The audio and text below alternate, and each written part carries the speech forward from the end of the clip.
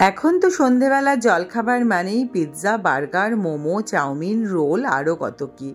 আমাদের ছোটবেলায় কিন্তু এসবের বেলায় একদমই ছিল না। মায়ের হাতের তৈরি জলখাবারেই আমরা সন্তুষ্ট থাকতাম। আর এই চিড়ে ভাজাটা ছিল সেই জলখাবারগুলোর মধ্যে একটা অন্যতম লোভনীয় খাবার। আজকে চিড়ে ভাজাটা ভাজতে ভাজতে তাই মায়ের কথা খুব মনে পড়ছিল। আর বানানোটাও কত সহজ দেখো। চিড়েটাকে আগে শুকনো খোলায় ভেজে তুলে রাখতে হবে।